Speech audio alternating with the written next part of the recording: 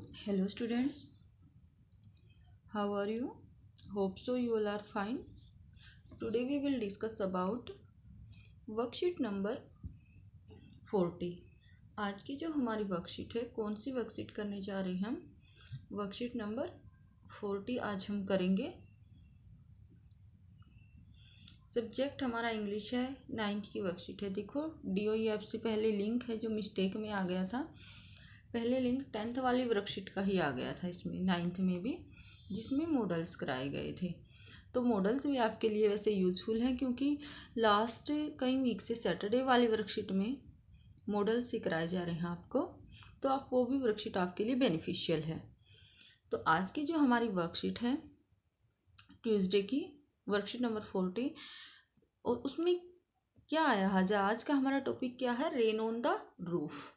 Rain on the roof जो हमारी poem है, किसके द्वारा राइट की गई है? कोर्टस्कीनी के द्वारा ये राइट की गई है। किसके द्वारा राइट की गई है? कौन है इसके पोइट है? जो कोर्टस्कीनी। देखो यहाँ पर मेंशन है हमारे पोइट का नाम, यहाँ पर कोर्टस्कीनी।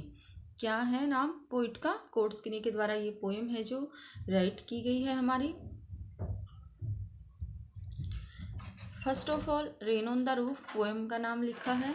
अब हम स्टार्टिंग से इसके 3 स्टैंजा दिए गए हैं, 3 स्टैंजा इसके दिए गए हैं। तीनों स्टैंजा को हम अच्छे से कवर करेंगे, क्योंकि क्वेश्चंस के आंसर हम तभी कर पाएंगे जब हमें स्टैंजा क्लियर होगा। तो अगर आपको स्टैंजा क्लियर है, वर्ड मीनिंग क्लियर है, तो आप वर्कशीट अच्छे से कर पाओगे। देखो, when the humid shadows hover over all the starry spheres, and the melancholy darkness gently weeps in rainy tears, what a bliss to press the pillow of a cottage chamber bed and lie listening to the patter of the soft rain overhead.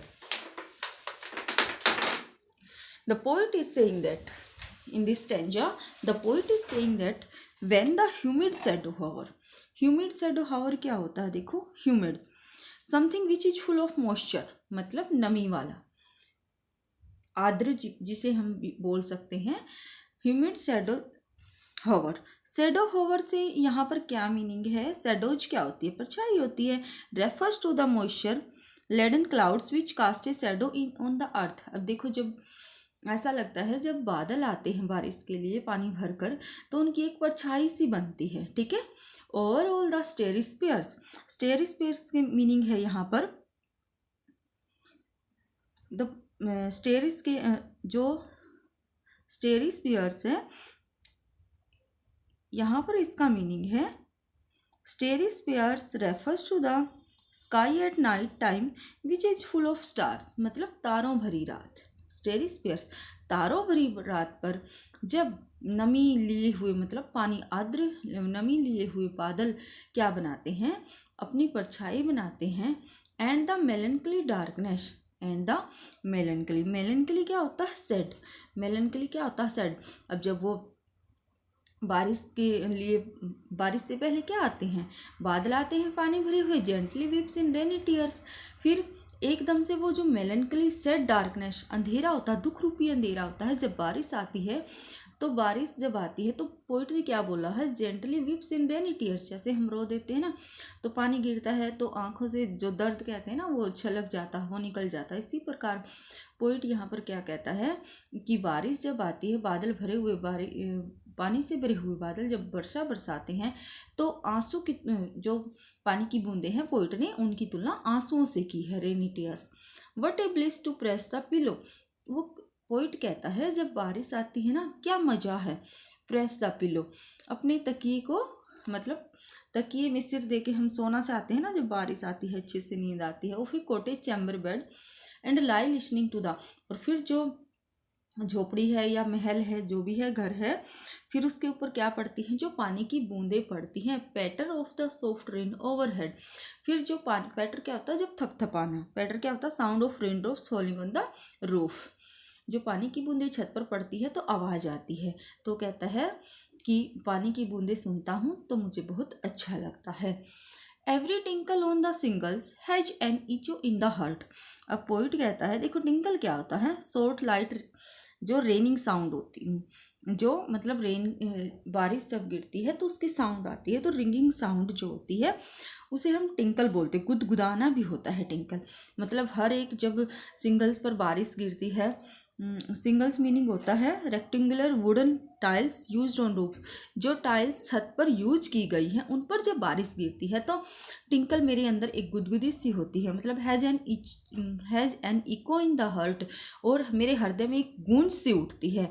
And a thousand dreamy fancies, और मेरी मतलब mind में क्या आ जाती हैं, हजारों fancies, हजारों कल्पनाएं, images into busy being start, और मेमोरीज जो हैं वो मेरी माइंड में वापस आ जाती हैं, बचपन की यादें। And a thousand recollections means यहाँ पर मेमोरीज से है, फैंसीज यहाँ पर इमेजिनेशन से है। Weave their air threads into woof, मतलब धागे से बुन जाते हैं मेरी आंखों के सामने, ठीक है। मतलब जब बारिश गिरती है तो मुझे बचपन की याद आती है, किस प्रकार बचपन में मैं बारिश को एंजॉय करता था और मेरी मदर क्या करती थी। उसे अगले स्टैंजा में अपनी मदर की भी याद आएगी। As I listen to the patter, जब मैं पानी के बूंदों के गिरने के थपथपाने की आवाज़ सुनता हूँ। Of the rain upon the roof, जो पानी की बूंदें छत पर गिर रही है। Now in memory comes my mother, अब थर्ड स्टेंजा में पोइट क्या कहता है कि अब मुझे मेरी मदर की मेमोरी कम्स माई मदर, मुझे मेरी मदर की याद आती है। As she used in years agone, वर्षों पहले जैसे वो मतलब जैसे उसकी आदत थी to regard the darling dreamers, और वो दिन में सपने मतलब डार्लिंग ड्रीमर्स, मुझे अपने हजारों सपने याद आते हैं। इरा होता है युग, मतलब वो समय, इरा वो समय वो युग मुझे याद आ जाता है इस बारिश की वजह से। Ere old poetic word for before भी हम यहाँ पर इरा से मीनिंग है यहाँ पर वैसे before. She left them till the dawn, O I feel her fond look on me, oh मुझे याद आता है बारिश की वजह से कि किस प्रकार मेरी मदर मेरी तरफ फॉन्डली देखती थी, मतलब मेरी तरफ प्यार से देखती थी और मुझे बुलाती थी।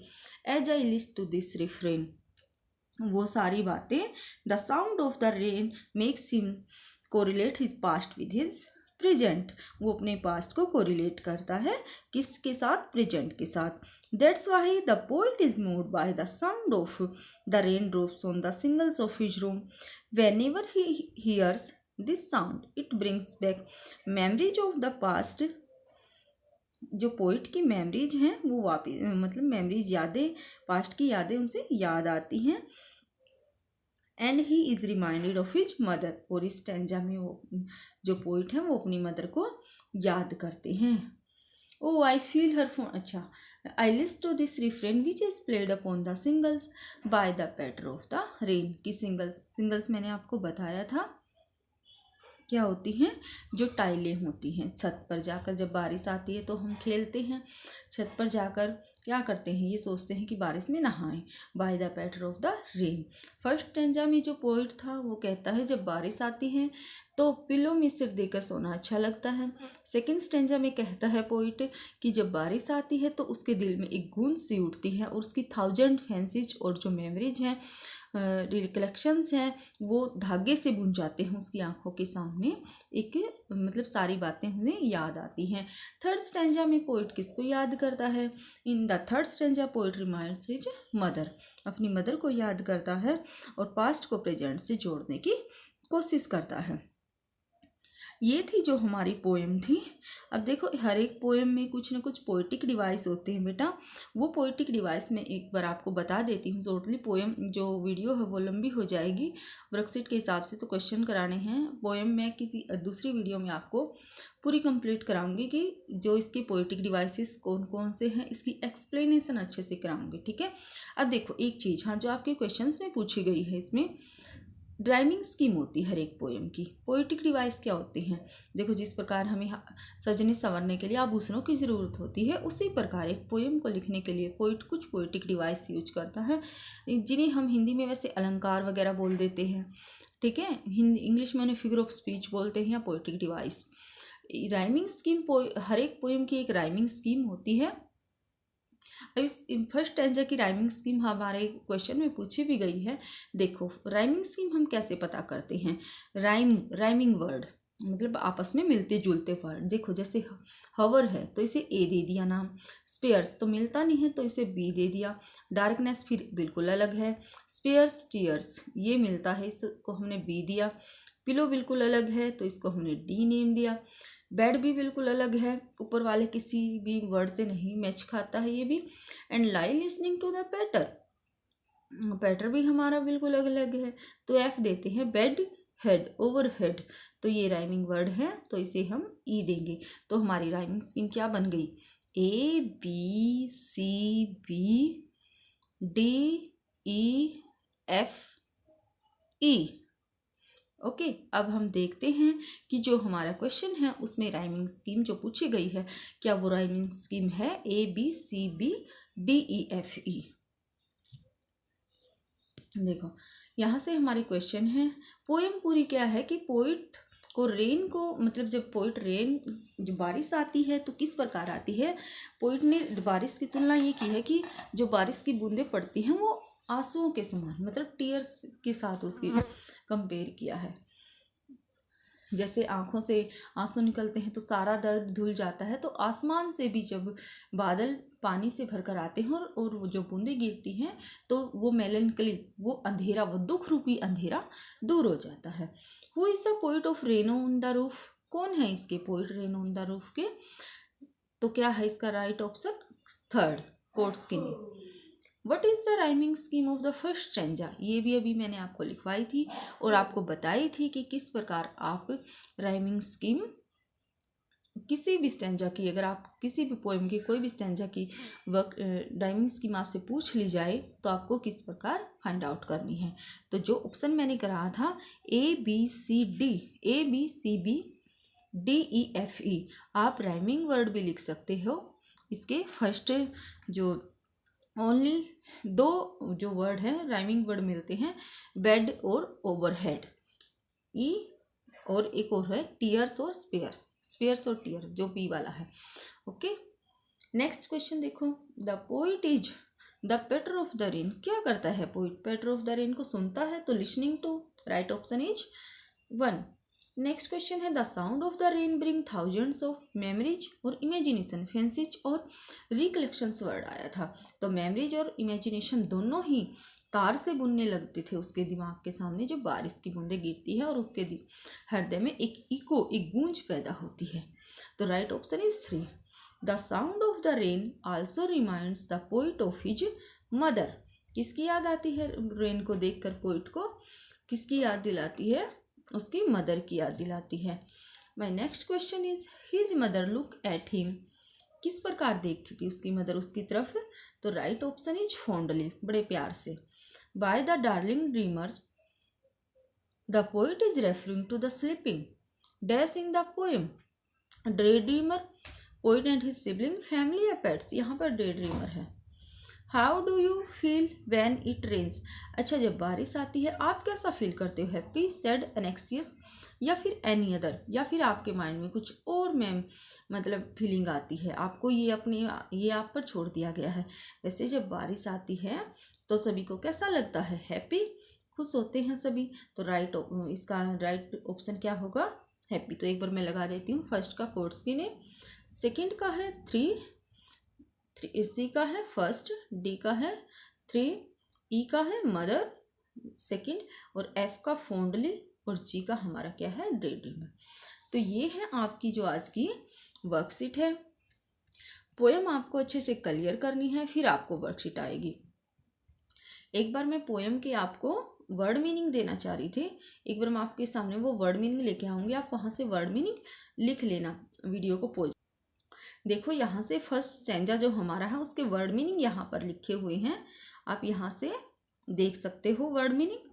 ह्यूमिड का शैडोज, हवर क्या होता है मेलनकली, ब्लिश, पैटर, कॉटेज, यागेन के मीनिंग लिखे हुए हैं और मैंने पोएम एक्सप्लेन करते हुए आपको हिंदी में बताई भी हैं। जैसे मेलनकली क्या होती है सैड उदासी, bliss happiness, patter sound of rain drops, cottage chamber near the cottage, जो उसकी जो कॉटेज है उसकी रूफ पर पड़ती है जो पैटर थपथपाने की आवाज़।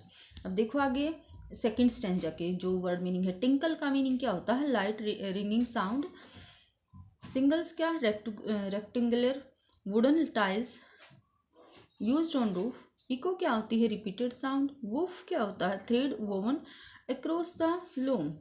पैटर क्या होता है? Sound of rain drops falling on the roof. busy being refers to human being and here the poet is referring to him. यहाँ से आप एक्सप्लेनेशन भी देख सकते हो स्टैंजा की और वर्ड मीनिंग भी आप देख सकते हो। थर्ड स्टैंजा देखो, इसके वर्ड मीनिंग देखो। इरा क्या होता है? Old poetic word for before के लिए यूज किया जाता है। डॉन क्या होता है? डे ब्रेक, संध्या का समय हो। डॉन डस्क, सुबह का समय होता है और डस्क होता है शाम का समय। डे ब्रेक, सुबह सूर्य निकलने का time. List, old poetic word for listen. Refrain क्या होता है? Refrain, a repeated part of a song और a poem, hear the sound of the rain. तो ये थे आपके जो क्वेश्चन थे। और यहाँ पर देखो, ये मैंने पोइटिक डिवाइस के लिखे हैं। पोइटिक डिवाइस हम अगले नेक्स्ट किसी वीडियो में कराएंगे। आज आपको पोएम करनी है और वर्ड मीनिंग करनी है। अगर बेटा वीडियो आपको पसंद आई है, आपके लिए हेल्पफुल है, वीडियो को पॉज करके क्वेश्चन आंसर करें और वर्ड मीनिंग जरूर लिखें। ठीक है, ये देखो दिखाया गया है, इसमें पिक भी दी गई है कि बारिश के मौसम में किस प्रकार वो क्या करता था, पिलो में सिर देकर सोता था। अगर आपको वीडियो पसंद आई है, हेल्पफुल आपके लिए, तो वीडियो को लाइक, शेयर और सब्सक्राइब जरूर करें। Thank you, have a nice day.